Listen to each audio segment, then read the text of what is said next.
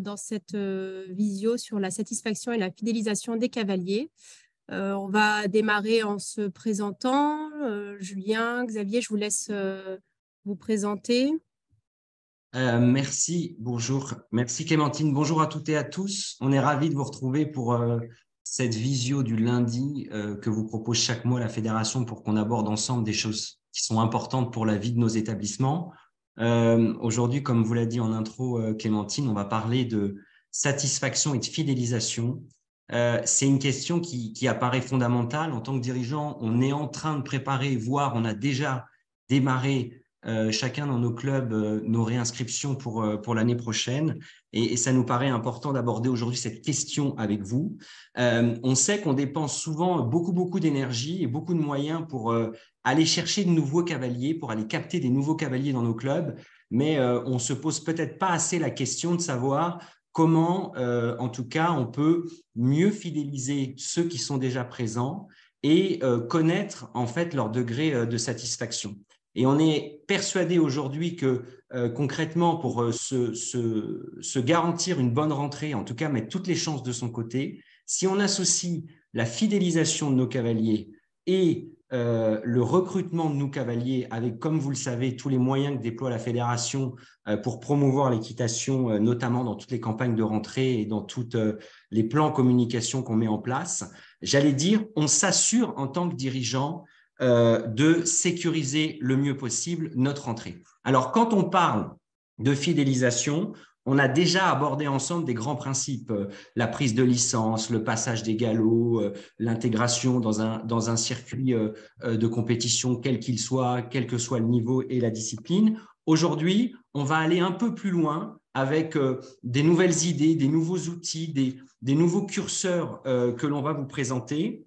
Et surtout, quand on parle de fidélisation, pour mesurer cette fidélisation, les équipes de la Fédération vont vous présenter un nouvel outil tout neuf, tout chaud, qui a été concocté pour vous, qui est un questionnaire de satisfaction que vous allez pouvoir utiliser, qui est un nouvel outil sur l'espace SIF que l'on va vous présenter au cours de cette visio. Ça sera la possibilité pour vous, concrètement, d'envoyer des questionnaires à vos cavaliers avec, j'allais dire, la double chance. La première, c'est que c'est un outil que vous allez voir qui est comme toujours simple et facile à utiliser. En tout cas, tout a été pensé pour.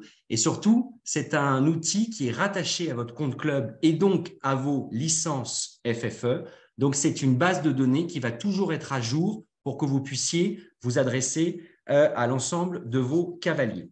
Voilà pour les quelques mots avant de laisser la parole à nos intervenants. Je les remercie avant de démarrer et ils vont prendre la parole juste derrière moi. Clémentine Puret de la Direction technique nationale qui va animer cette visio.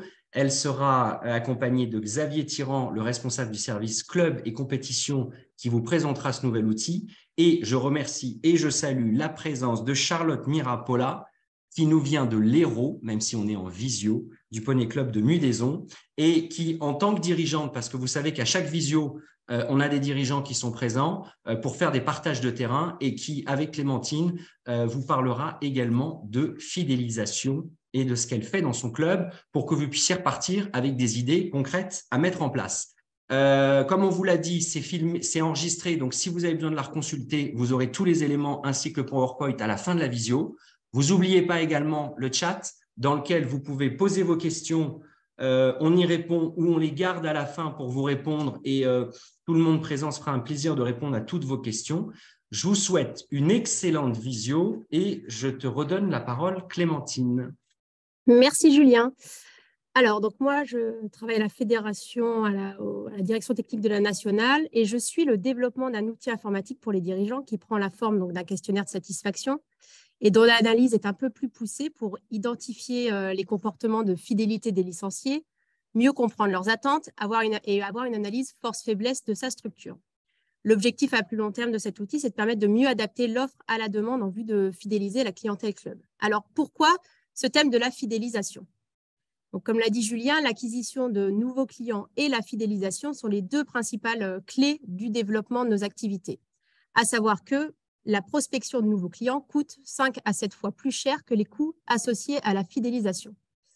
Aujourd'hui, si on regarde les chiffres actuels, donc de avril 2023, on a 68% des licenciés 2022 qui ont repris une licence en 2023, 58% des licenciés 2022 qui ont repris leur licence dans le même centre équestre, soit 10% qui ont changé de centre équestre, ce qui représente quand même 70 000 personnes qui ont changé de centre équestre. Alors, quel est le contexte actuel? Actuellement, on a une concurrence de plus en plus intense dans tous les secteurs. Qu'est-ce que ça engendre? Ça engendre une modification des comportements chez les consommateurs. On prend l'habitude de switcher d'un produit à un autre, d'un service à un autre. Quelle est la cause? C'est en grande partie dû à la multiplicité des offres sur le marché. Concernant les stratégies adoptées par les structures, elles sont plutôt focalisées sur l'acquisition de nouveaux licenciés et rarement sur la fidélisation. Pourtant, la fidélisation, c'est une démarche très profitable et surtout bien moins coûteuse que la prospection. Et actuellement, c'est un levier totalement sous-exploité. Pourquoi? Parce qu'on n'y pense pas forcément ou on ne sait pas trop comment faire. Alors, pourquoi c'est si important de fidéliser? C'est ce que nous allons voir aujourd'hui. L'objectif de ce temps d'échange, c'est que vous vous appropriez cette notion de fidélisation, que vous preniez la mesure du réel enjeu que constitue l'adaptation de l'offre à la demande et que nous vous apportions un éclairage sur les stratégies marketing qui peuvent vous aider à développer votre activité. Pour ça, donc dans un premier temps, on va voir qu'est-ce que la fidélisation, quel est son objectif, quel est le lien entre satisfaction et fidélité et quelles techniques existent pour fidéliser ses licenciés. Alors, en premier lieu, on va définir la fidélisation. On peut définir la fidélisation comme l'ensemble des activités, tactiques et stratégies utilisées pour garder ses licenciés fidèles et les empêcher de passer à la concurrence. Ensuite, il faut bien distinguer fidélité de satisfaction, des attentes et des besoins. La fidélité, c'est l'attachement constant que l'on a pour une entité, ici son centre équestre. Être fidèle, c'est un comportement par lequel le licencié répète la consommation d'offres de pratiques proposées dans le centre équestre. En gros, fidéliser, c'est faire en sorte que le client ait envie de revenir. La satisfaction, elle peut se mesurer grâce aux enquêtes. C'est l'état de contentement d'un consommateur. Ces enquêtes mesurent l'adéquation entre les attentes du pratiquant et la performance perçue du service. Les attentes, c'est ce que recherchent les licenciés. Ici, on parlera plus des attentes que des besoins, même si les deux sont étroitement liés. Donc, les besoins, nous pouvons les distinguer par leur caractère obligatoire. Pour les chevaux, on parle souvent des 3 F, Forage, Friends, Freedom, qui correspondent à se nourrir, avoir des liens sociaux et être en mouvement. Nous, comme les animaux, on a des besoins physiologiques comme se nourrir, dormir, mais on a aussi des besoins de sécurité, des besoins d'appartenance, etc. La catégorisation la plus connue des besoins, c'est la pyramide de Maslow avec les besoins physiologiques, les besoins de sécurité, les besoins d'appartenance, les besoins d'estime et les besoins d'accomplissement. Les licenciés, ils ont des attentes quant à des prestations qui pourraient combler leurs besoins. Les besoins, c'est ce qui est nécessaire pour être bien dans sa vie. Les attentes, c'est ce que les licenciés désirent dans l'offre et dans la qualité. Donc, les besoins, ils ont un caractère obligatoire, alors que les attentes correspondent plus à un souhait.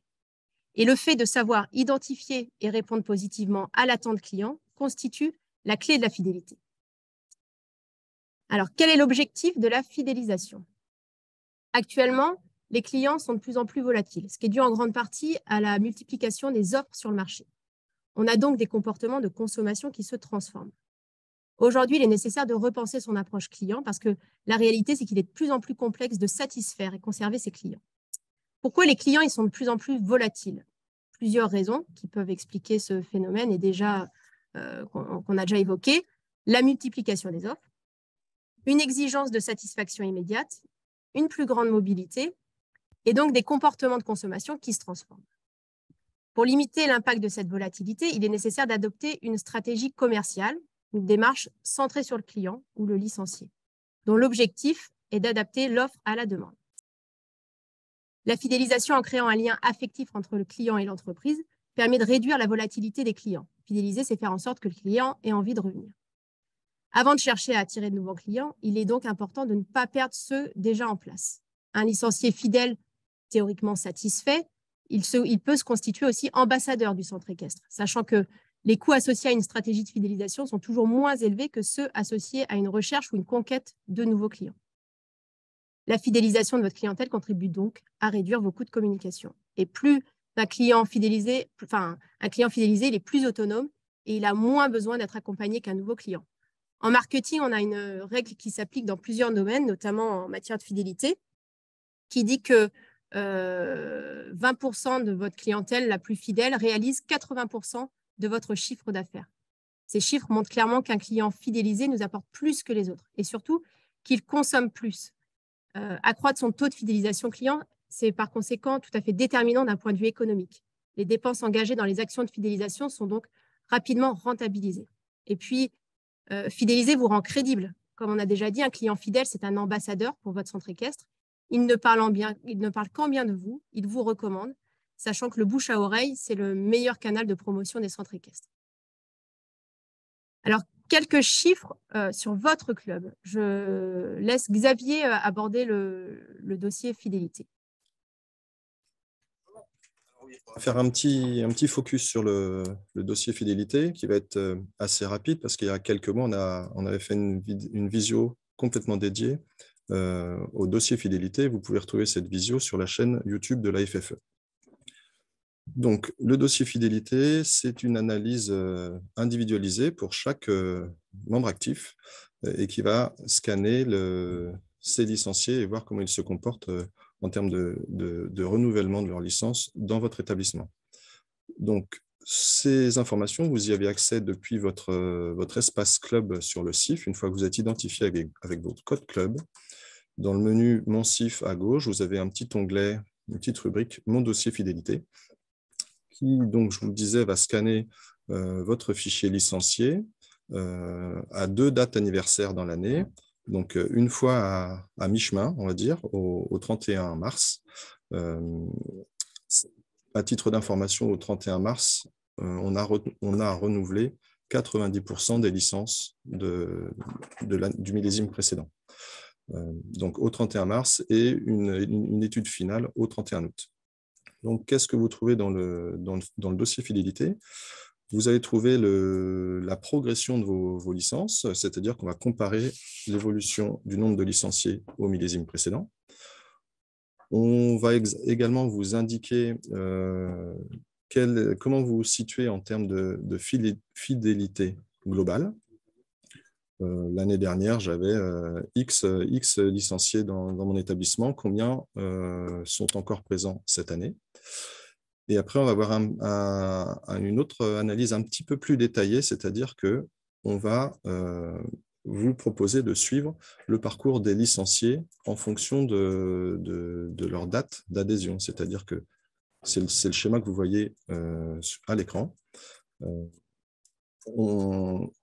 À chaque couleur correspond une population d'un millésime. C'est-à-dire qu'en 2019, j'avais 2333, dans le cas présent, 2333 licenciés des millésimes précédents. Et de ces licenciés-là, en 2020, il m'en restait 1657. On voit qu'au fur et à mesure du temps qui passe, cette population diminue.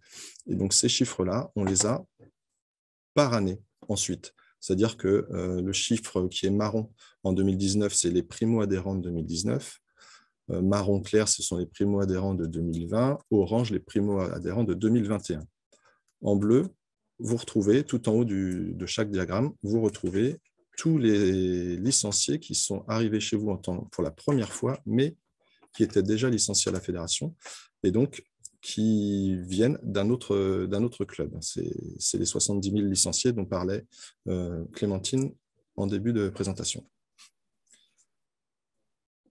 En bas, vous retrouvez toutes ces données, vous les retrouvez chiffrées dans un tableau et vous avez la possibilité de les comparer à votre département, à votre région et au niveau du territoire. Donc voilà, je vous laisse vous promener dans votre dossier fidélité pour voir justement où vous vous situez en termes de fidélité et quels sont les facteurs qui peuvent améliorer la fidélité. On parlait du passage des galops, de la participation à la compétition, de toutes ces choses-là. Voilà pour le point sur le dossier fidélité. Alors, le lien entre la fidélité et la satisfaction. Donc, l'impact de la satisfaction sur la fidélité. Donc, on vous présente quelques chiffres qui sont très parlants, valables dans tous les secteurs, qui concernent donc l'impact de la satisfaction sur les comportements de consommation. Donc, on a vous voyez qu'un mécontent qui se manifeste, c'est en fait 26 mécontents silencieux. 63% des mécontents silencieux ne reviennent pas. 50 à 70% des mécontents se disent prêts à revenir si leur réclamation a été traitée rapidement. Il est 5 fois plus coûteux de trouver un nouveau client que d'en garder un ancien. Un mécontent entraîne 10 personnes, alors qu'un satisfait entraîne seulement 5 personnes. Quand on regarde ces chiffres, on comprend assez facilement que le niveau de satisfaction influe directement sur les comportements de consommation des licenciés, mais également sur la notoriété du centre équestre. Ce qui permet de comprendre assez facilement toute l'importance de mettre en place une stratégie commerciale à l'égard des clients fidèles. La satisfaction est donc à la base de la fidélisation. Attention, par contre, un licencié satisfait ne signifie pas qu'il soit forcément fidèle. Par contre, en fonction de son degré de satisfaction, il va jouer un rôle important en recommandant de manière positive ou non son expérience auprès de la communauté équestre. Et ce rôle d'ambassadeur impacte directement la réputation du centre équestre. Alors, comment évaluer la satisfaction? Je te relaisse la parole, Xavier. La satisfaction, l'évaluation de la satisfaction, elle passe par le sondage de vos cavaliers. Donc, on a différents modes de sondage. On peut le faire en face à face, au cours d'entretien, entre guillemets, ou on peut décider d'administrer par une voie informatique un questionnaire satisfaction. Le tout, c'est qu'on identifie 3 étapes dans un sondage, une enquête de satisfaction. C'est le fait de créer le questionnaire, le fait de l'administrer, donc je vous le disais, en face à face ou par mail, par exemple, et ensuite l'analyser. Et on constate que le fait d'analyser les questionnaires et de faire part des réponses qu'on peut apporter aux questions qui sont portées, je ne dis pas répondre positivement à toutes les questions, mais montrer qu'on a pris en compte la question qui était formulée, mais que pour différentes raisons justifiées, on ne pouvait pas y apporter de réponse positive, et bien tout ça, c'est un facteur qui augmente le taux de réponse au questionnaire suivant. Donc, ce qu'on a imaginé pour vous, parce qu'on avait effectivement des retours de dirigeants qui ne savaient pas comment prendre le sujet, s'emparer du sujet. On a créé un outil, alors je vais vous partager un écran. On a créé un outil en lien avec votre base de données de licenciés afin que vous puissiez administrer facilement les questionnaires. Donc, ce questionnaire, vous pouvez créer vous-même vos questionnaires de manière autonome à l'aide. Donc, on a 5 types de questions qui existent. Donc là, je suis en train de créer un questionnaire. On a 5 types de questions. On pourra en rajouter en fonction de l'évolution. Donc, les différents types de questions, c'est forcément du texte, faire une réponse texte courte, une réponse texte longue, des réponses à choix multiples ou à choix unique, et enfin des échelles linéaires, c'est-à-dire que je gradue ma satisfaction entre 1 et 10 pour dire si je suis très satisfait ou pas du tout satisfait. Une petite astuce, ici, là, vous avez la possibilité de personnaliser la réponse pour qu'elle soit complètement raccord avec votre formulation de question. On peut dire je ne suis pas du tout satisfait ou l'activité était satisfaisante. Après, voilà, c'est vraiment suivant comment vous formulez les questions. Donc, 5 types de questions pour créer vos formulaires. On le sait tous, ça peut être un peu complexe et un peu fastidieux de créer des formulaires. Donc, on est en train de vous proposer d'utiliser des modèles de questionnaires. Donc, on crée des modèles que vous pouvez copier. Donc, je prends celui-ci au hasard. Un premier questionnaire sur la satisfaction pour un stage vacances, par exemple.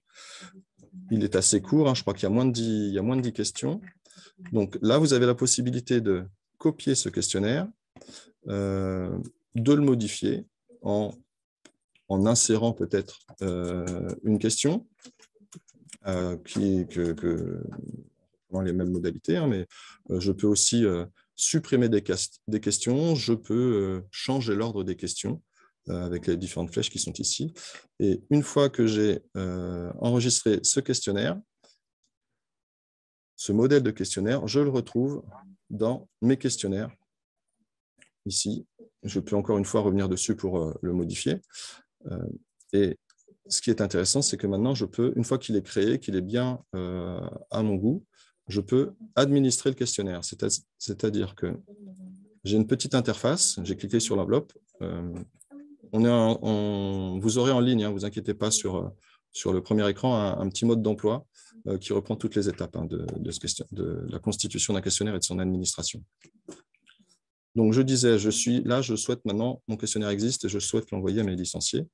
Donc, je peux créer un mail, rédiger le mail avec un objet.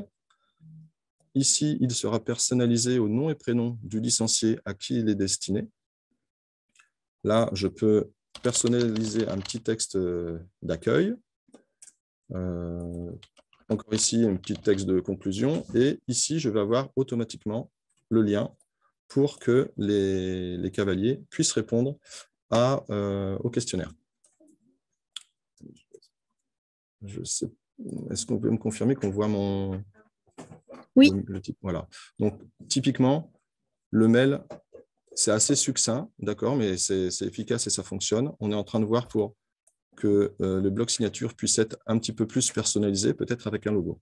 Mais dans tous les cas, ça fonctionne et ça permet d'administrer facilement le questionnaire. Et donc, une fois que j'ai rédigé mon mail, eh bien, je choisis les destinataires. Donc, soit j'ai une base de données que je peux agrémenter, implémenter ici, ou, et c'est ce qui a le plus fonctionné, je choisis de taper directement dans ma base de licenciés. Voilà. Sachant qu'on est en train de paramétrer pour que vous puissiez filtrer votre base de licenciés par année de naissance et ou par niveau de galop pour pouvoir un peu plus cibler vos questionnaires. Donc, une fois que j'ai fait tout ça, eh ben, j'envoie mon mail. Donc là, il va me dire que j'ai des erreurs parce que je n'ai pas tout rempli. J'envoie mon mail. Les licenciés reçoivent le mail que vous avez vu à l'instant. Et une fois que les licenciés répondent, je retrouve les questions ici. Donc, je suis toujours sur ce questionnaire-là.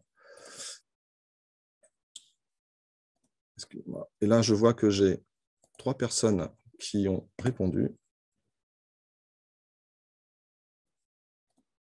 Oui. Une étape. Il faut bien... Dans les modèles, je prends les modèles que je vais utiliser, ça devient mon questionnaire et une fois qu'il est administré, je le retrouve les résultats dans mes enquêtes. Et donc, le questionnaire qui m'intéresse, c'est celui-ci. Dans le test, j'avais 2 réponses et ici, je retrouve une synthèse par question des réponses qui sont apportées. Donc, l'analyse, pour tout ce qui est des données chiffrées, on le retrouve ici et on trouve que, par exemple, sur cette question de la disponibilité de mes interlocuteurs, j'ai 50% des répondants qui sont très satisfaits et 50% des répondants qui sont satisfaits. Et ça, je vais l'avoir pour toutes les réponses. Et à la fin, quand j'ai des réponses texte, elles sont ici. Et après, il faut que je consacre un petit peu plus de temps pour les analyser une par une. Un détail, ce questionnaire, il a été choisi de le laisser anonyme, encore une fois, pour favoriser le retour des réponses. Pour autant, vous avez la possibilité, en mettant une question un petit peu discriminante sur le niveau ou la séance à laquelle les cavaliers pratiquent, de permettre de flécher un petit peu plus sur et voir de quel niveau de reprise on parle, par exemple. Ça, c'est une manière d'utiliser le système pour avoir quelque chose d'un petit peu plus précis. Voilà pour ce qui est du questionnaire et peut-être s'il y a des questions précises, on y répondra. Moi, je rajouterais 2 choses, deux règles importantes à suivre quand on crée un questionnaire. La première, c'est faire attention à la durée.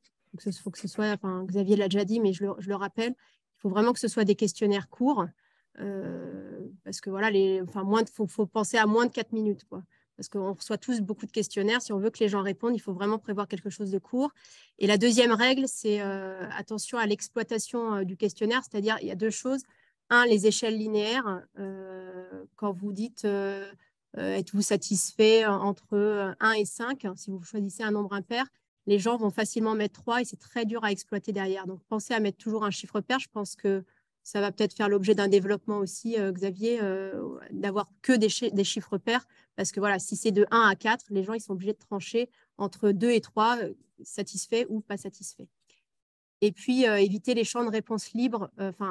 Prévoir que quand vous avez des champs de réponse libres, les gens peuvent écrire beaucoup de choses. Et derrière, il faut traiter les éventuelles réclamations. Donc, je pense que c'est aussi quelque chose à limiter. C'est intéressant parce que si on fait que de la réponse fermée, ça peut créer un peu de frustration. Les champs de réponse libres, c'est important.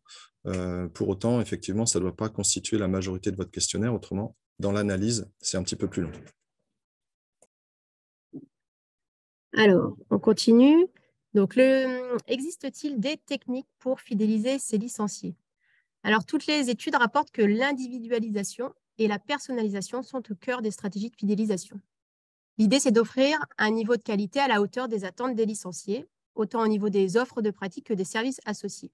En conséquence, il est important de savoir écouter ces licenciés, traiter les éventuelles réclamations rapidement et mettre en place les éventuelles actions correctives et montrer à ces licenciés qu'ils sont importants en étant attentifs à leurs attentes, en ayant de la considération pour eux, en les considérant comme apporteurs de valeur. Charlotte, dans ton centre ECAS, je crois que tu fais beaucoup de choses. Est-ce que tu peux nous expliquer comment tu fais pour être au plus près des attentes de tes licenciés? Bonjour à tous déjà. Du coup, moi, j'ai un poney club dans l'Hérault pour me situer un petit peu et je suis ouverte depuis 8 ans. Donc voilà, je ne suis pas une très grosse structure. Donc du coup, moi, pour un petit peu échanger avec mes clients et les fidéliser, je leur propose pas mal d'activités. Je vais, en fonction de leurs demandes et de leurs attentes, essayer de trouver un petit peu ce qui peut leur plaire. Donc, on va proposer différentes disciplines proposées par la fédération. Et je crois qu'en début d'année, ce que tu m'expliquais souvent, c'est que tu essayais de formaliser avec chaque licencié un objectif, en fait, qu'ils aient chacun leur objectif de l'année. Exactement. En début d'année, au moment de l'inscription, on essaye toujours de voir un petit peu quels sont les objectifs de chacun, s'ils ont plutôt envie de faire du concours, de faire du loisir. On en a certains qui veulent même faire que de la voltige et pas faire de cours classiques. Voilà, on essaye vraiment de les aiguiller au maximum et puis de ne pas forcément faire toujours des groupes uniquement de niveau, mais plutôt d'objectifs. En sachant que parfois, un cavalier qui veut faire du concours, il peut peut-être se retrouver avec des niveaux un petit peu plus élevés, ce qui peut permettre un petit peu de le tirer, de le motiver et de lui permettre d'acquérir plus vite certaines compétences. Et à l'inverse, dans le loisir, on peut aussi un petit peu mélanger tout le monde parce que vraiment, leur but, c'est de se faire plaisir, c'est pas d'avoir cet objectif compétition. Ils veulent souvent pas beaucoup sauter. Donc voilà, on varie beaucoup après entre le travail à pied, du tir à l'arc, de la balade, du dressage. Après, on essaye par contre toujours de ne pas mettre de côté la technique. Hein, le but, c'est quand même qu'ils apprennent quelque chose avec leur poney. Hein. Ça marche. Donc voilà, votre obsession, ça ne doit pas être de fidéliser à tout prix, mais plutôt donc de satisfaire aux objectifs de chacun. Et la fidélisation sera le résultat de tous ces efforts pour permettre au licencié d'atteindre son objectif.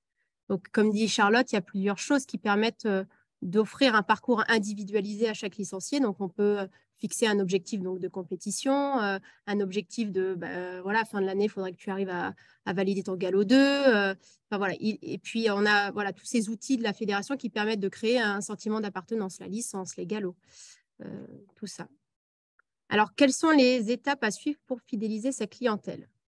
Donc, comme on l'a dit, en premier lieu, il faut connaître le plus finement ses licenciés. Donc, on peut utiliser les sondages ou faire des interviews plutôt comme fait Charlotte. Enfin, surtout, il faut être à l'écoute de ces cavaliers pour comprendre les attentes et déceler les éventuels sujets de mécontentement.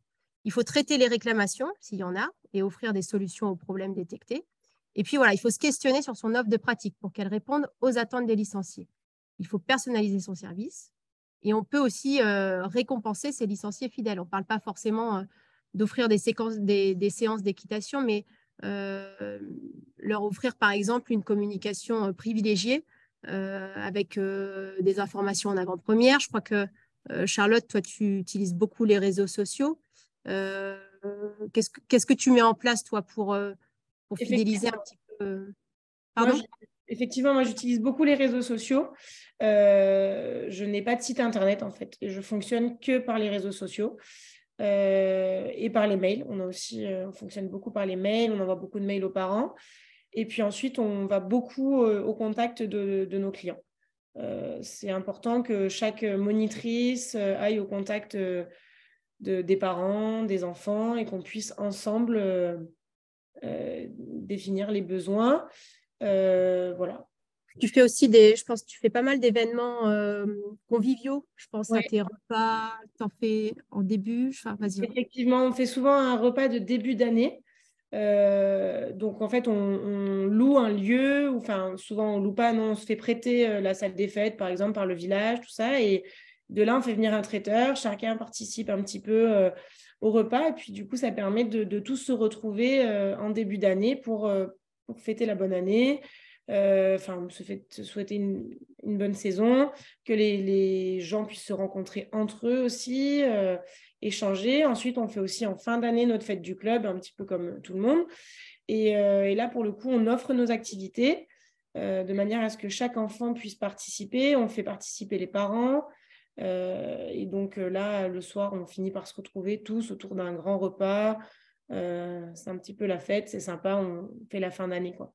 Ouais. Et tu associes aussi beaucoup les parents, je crois, tout au long de l'année. Tu as des journées spécifiques. Exactement. On fait aussi pas mal de journées. Donc, on fait des équifun parents-enfants, des ride and run parents-enfants. On fait aussi des demi-journées où les parents prennent un poney, vont se balader avec leurs enfants. On fait aussi des choses sur les thèmes de l'écologie. Donc, ça permet d'investir un petit peu les parents aussi dans la discipline de leurs enfants. Enfin, des cavaliers, quoi. Et puis, et surtout aussi, ça leur permet de se rendre compte d'eux-mêmes de l'évolution de leurs enfants. Et ça, c'est pas mal aussi parce qu'ils ne peuvent pas tous participer au cours des cavaliers, quoi. Tac. Dans les stratégies, on parle souvent de surprendre ses clients. Alors, surprendre ses clients, c'est pas évident. On peut imaginer, je ne sais pas, à la fin d'une séance, faire venir un physiothérapeute, un masseur équin qui va apprendre, par exemple, au cavalier à avoir un moment de détente avec son cheval, comment le masser pour que ce soit agréable pour le cheval. Enfin, il existe des choses. Je crois que toi aussi, Charlotte, tu fais des choses un petit peu sympas qui surprennent. Je crois que tu as un principe d'escape game. Tu proposes des activités comme... je crois que à la fin de cette semaine, là, tu as annulé tes cours et on propose souvent des escape games. Ça marche très bien. Ça plaît beaucoup aux enfants et aux parents parce que ça leur permet vraiment de toucher la discipline, mais de toucher l'équitation, quoi, mais vraiment à travers le jeu. Et c'est assez sympa. Après, on propose aussi là, la semaine prochaine, cette semaine d'ailleurs, effectivement, avec les ponts, là, on avait beaucoup d'absents. Donc, plutôt que de maintenir les cours et de se retrouver avec des cours avec très peu de cavaliers, on a annulé notre semaine de cours et à ce moment-là, on a proposé des activités tous les jours à un tout petit tarif parce qu'on a mis ça à 10 €. Et en fait, on a proposé que des disciplines que les gens ne connaissent pas forcément. Donc, on a fait tir à l'arc, on a fait travail à pied, équifun, voltige. C'est souvent des disciplines où les parents ne savent pas trop s'ils peuvent inscrire les enfants, suivant le coût, tout ça. Donc là, on leur permet vraiment à un moindre coût de découvrir de nouvelles disciplines et ça va nous permettre à nous de pouvoir les proposer ensuite en début d'année, pour le nouveau programme de l'année prochaine, de proposer 2 nouvelles disciplines et puis de pouvoir intégrer les enfants. Ça permet de les tester, en fait, c'est ça qui est intéressant. Ça permet de faire tester les disciplines et donc, du coup, qu'après, ils puissent choisir ce vers quoi ils ont envie de se diriger, quoi. Merci. Alors, donc, diapo suivante. Donc, quelques pistes pour fidéliser ses clientèles. Alors, ces licenciés. On a une étude qui a été menée en 2019, l'étude Fidèle équestre par l'IFCE, l'INRAE, qui a analysé le point de vue des exploitants des structures équestres et le point de vue côté cavalier. Cette étude, elle a mis en avant 2 points. D'un côté, une forte demande pour créer un lien avec un cheval en particulier. Donc, comment? En accordant de l'importance à la stabilité de la cavalerie, en attribuant souvent le même cheval pour que le cavalier puisse créer un lien avec un animal en particulier, en proposant du travail à pied ponctuellement et en proposant des cours théoriques sur les soins des chevaux. Cette étude, elle a mis aussi en évidence que l'enseignant est la première source de satisfaction ou d'insatisfaction, surtout chez les petits. Les principaux points, c'est sa bienveillance, sa pédagogie, sa façon d'être, sa façon de communiquer et le fait que le cavalier se sente en sécurité. À savoir que l'enseignant est le premier motif pour quitter un établissement. Sinon, on a d'autres leviers d'action. Donc, en fonction des thématiques. Concernant les activités proposées, eh bien, comme Charlotte, ne pas hésiter à sortir de l'offre standard, de sortir des disciplines olympiques, des galops, de la compétition pour tous. Quelles que soient les activités proposées habituellement, il est important de diversifier l'offre disciplinaire de façon ponctuelle. Par exemple, aborder une nouvelle discipline en stage. Faire preuve de créativité, d'innovation. Surprenez vos licenciés. Donc, c'est vraiment une technique de fidélisation qui revient beaucoup. Mettez en avant la notion de plaisir dans la pratique. D'après l'étude Fidèle équestre, c'est le 2e motif de choix d'un établissement équestre après la recherche du lien avec le cheval. Et puis, offrez plusieurs formules tarifaires. Charlotte, toi, je crois que là-dessus aussi, tu offres plusieurs choses. Je te laisse nous expliquer. Oui, nous, on fait déjà en fonction de l'âge des enfants. Donc, on a les cours baby, puis les cours pour les plus grands. Ensuite, il y a ceux qui rentrent dans la compétition, qui donc, du coup, ont un forfait un petit peu plus élevé ou des demi-pensions. Après, on a certains enfants, souvent en situation de handicap ou avec des soucis moteurs qui ont tendance à faire que de la voltige. Donc là, du coup, on a un créneau juste pour eux. Donc, ils ont aussi leurs tarifs. Voilà, on essaye vraiment de faire en fonction. Et moi, je pars du principe aussi qu'il faut que ça reste quand même quelque chose qui soit accessible à tous. Donc, pas tous les enfants, pas toutes les familles peuvent se permettre de payer des stages à leurs enfants. Donc, du coup, dans mon forfait est compris une semaine de cours à chaque vacances scolaires. Donc, ça évite que ces enfants qui ne peuvent pas forcément faire de stage ne montent pas pendant 15 jours et soient pénalisés à côté de ceux qui peuvent le faire. Donc, voilà, j'essaye de jongler là-dessus. D'accord. Alors, dans les autres leviers, on a aussi, donc, concernant la vie du club, bien prévoir des moments conviviaux. Donc là, pareil, Charlotte nous en a pas mal décrit. Donc, bientôt, la fête du poney qui arrive. La fédération, elle met à disposition des outils de communication et un référencement national qui peut donner de la visibilité pour organiser ces événements. Au niveau des liens sociaux, il ressort qu'il est important de tenir compte des groupes d'amis dans la pratique. Au niveau de la cavalerie, il y a avoir du choix, une cavalerie éduquée, bien entretenue, avec le bien-être animal au centre des préoccupations. Vous pouvez obtenir des labels, notamment la mention bien-être animal, que la FFE, ça contribue à fidéliser sa clientèle. Les labels, ils sont là pour garantir aux usagers qu'ils sont dans un établissement dont les installations, les activités et l'encadrement répond à des cahiers des charges qui sont définis par la profession. Et la problématique du bien-être animal, elle est au cœur de toutes les préoccupations, sachant que les jeunes, ils sont de plus en plus sensibles et que pour une clientèle expérimentée, c'est un critère essentiel pour le choix d'un centre équestre et pour y rester. Au niveau des installations, donc qualité, sécurité, ne rien négliger, notamment l'existence et la propreté d'un parking pour les parents. Et en termes de communication, on a déjà abordé le sujet, donc les réseaux sociaux, les mailings, les newsletters, les informations en avant-première, ça joue beaucoup.